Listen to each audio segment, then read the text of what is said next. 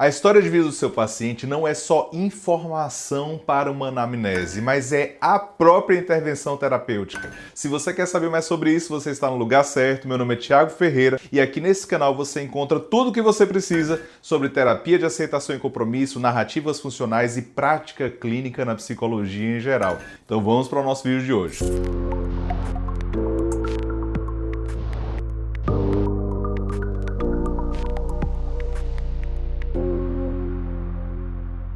Como é que a história de vida do seu paciente pode ser não só uma informação para gerar uma intervenção, mas como é que essa história pode ser ela mesma a intervenção clínica? É o que eu espero trabalhar com você hoje. Vamos lá. Primeira coisa, você sabe que, em geral, na prática clínica brasileira, pelo menos, nós temos uma atenção muito especial a falar da história de vida do sujeito. Se você vem, por exemplo, da análise do comportamento, então, há uma prática absolutamente comum de fazer uma análise funcional mais histórica, uma análise funcional molar, que conta essa história de como o paciente aprendeu a sentir, pensar, se comportar e etc. Talvez você se surpreenda, então, venha você da TCC ou venha da análise do comportamento ou de outra área da psicologia, quando você abrir os manuais da terapia de aceitação e compromisso e notar que não há muitas referências sobre a história de vida do seu paciente. Em geral, quando você abre esses manuais, eles falam dos 6 processos de flexibilidade psicológica, que são os processos essenciais de mudança clínica, mas eles não vinculam esses processos a uma história de construção. Eles tratam sobre intervenções, assim, você vê os processos, esse é um diagnóstico específico, transdiagnóstico, mas é um diagnóstico específico, e a partir disso você faz intervenções que utilizam metáforas, exercícios experienciais e etc. Grande problema é que boa parte de nós que tenta aplicar diretamente o que está escrito nesses manuais acaba descobrindo que os pacientes da vida real não respondem como os pacientes dos livros. E isso acontece, grosso modo, porque boa parte do que é a terapia de aceitação e compromisso, ou pelo menos do que são os grandes manuais da ACT, foram construídos em culturas muito diferentes das nossas culturas. Então você não pode aplicar diretamente uma metáfora que foi construída para a Austrália ou então para a Europa e achar que os seus pacientes brasileiros, que estão ou no Pará, ou em São Paulo, ou no Nordeste brasileiro, vão reagir da mesma forma. Não é à toa, então, que muitos profissionais dizem que estão aplicando a terapia de aceitação e compromisso, mas na verdade o que eles estão fazendo é tentando reproduzir os manuais, tentando reproduzir protocolos, e isso faz com que muitos deles estejam frustrados.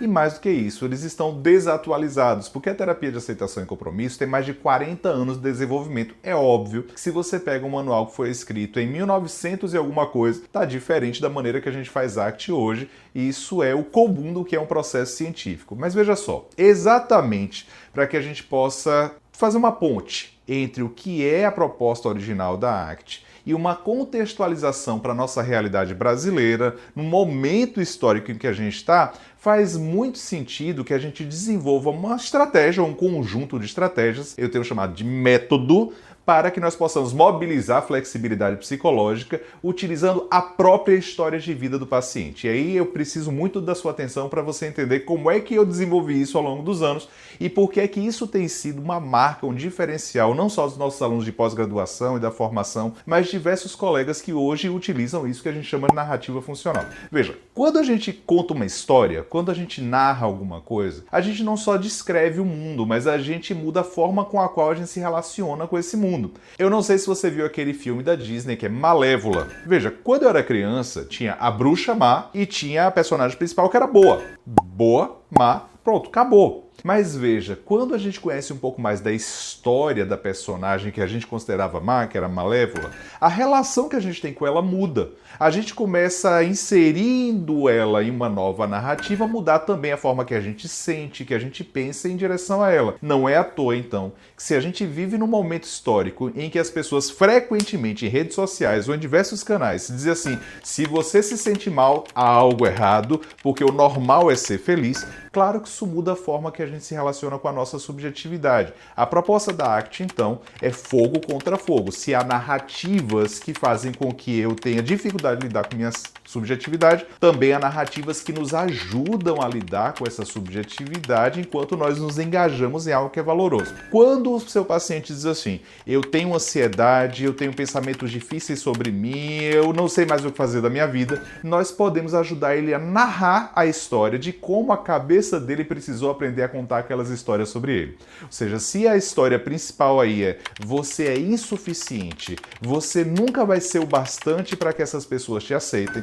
e essa é uma história que ele aprendeu ao longo da vida, à medida em que nós ajudamos ele a construir essa narrativa e mostrar que a cabeça dele precisou aprender a contar essas histórias para que ele se sentisse aceito em um certo contexto familiar. Quando a gente faz isso, a relação desse paciente com esses pensamentos muda, porque agora os pensamentos são personagens, e não quaisquer personagens, mas personagens que tentaram defendê-lo enquanto ele era uma criança naquela história de vida. Veja, quando você tem pacientes que eles são mais agressivos e rapidamente assim explodem, e eles dizem, eu sou inadequado, eu sou uma pessoa ruim, veja como eu sou alguém que explode muito fácil, e você começa a narrar a história desse sentimento de agressividade, a história dessa impulsividade, e nota que sim, ele precisou aprender dentro de uma casa em que as pessoas não davam atenção devida para ele precisou aprender a brigar pelos próprios direitos.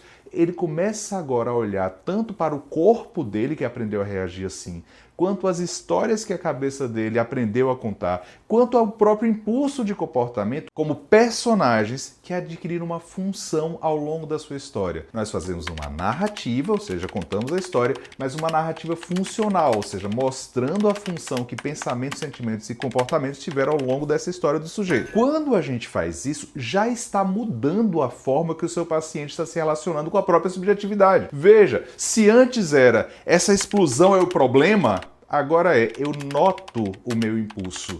E eu sei de onde ele veio, eu tenho intimidade com ele, mas eu posso caminhar junto com ele, agindo de uma forma diferente no mundo hoje. O nome disso é flexibilidade psicológica. Nesse caso, note que a história de vida não tem uma função informacional apenas. Não é um conjunto de dados para que eu possa pensar na intervenção, mas à medida em que a narrativa é construída, essa já é puramente a intervenção que faz com que ele tenha mais flexibilidade para lidar com a própria subjetividade, ou seja, que ele tenha mais flexibilidade psicológica. Quer saber qual é a grande questão aí? É que você pode ajudar o seu paciente a contar essa história de diversas formas. Se, por exemplo, você é alguém muito mais ligado nas artes, você é uma terapeuta que é muito criativa e etc., você pode utilizar personagens de desenhos, de filmes, você pode utilizar fotos, desenhos. Se você, por exemplo, gosta de utilizar estratégias de papéis e aí você quer representar um pensamento, representar um sentimento, representar uma relação com o sujeito, é uma outra estratégia que você pode usar. Se você gosta de utilizar caixa de areia, por exemplo, você pode montar cada um daqueles elementos ali como sendo um pensamento, um sentimento e a posição no sistema familiar. O que eu estou querendo te dizer é que a terapia de aceitação e compromisso te ajuda a utilizar o seu próprio estilo terapêutico, aquilo que você já sabe enquanto terapeuta, para mobilizar a flexibilidade psicológica a partir de uma narrativa funcional da história de vida do seu paciente. E isso muda tudo. Ou seja, história de vida não é só uma descrição. Não é só um conjunto de informações. História de vida é o melhor recurso que você tem para mobilizar a flexibilidade psicológica na vida dos seus pacientes. E agora, a cereja do bolo, você pode fazer isso utilizando o seu próprio estilo terapêutico. É essa a beleza da terapia de aceitação e compromisso a partir desse método das narrativas funcionais. E eu super espero que esse vídeo tenha feito assim com sua cabeça, uma ampliação tal que você possa se reapaixonar pela sua prática clínica, sabendo que o grande foco é mobilizar a flexibilidade psicológica, mas você pode fazer isso utilizando o que é mais importante para o seu paciente, que é a história de vida dele, e utilizando o seu próprio estilo terapêutico. Eu já te espero no nosso próximo vídeo.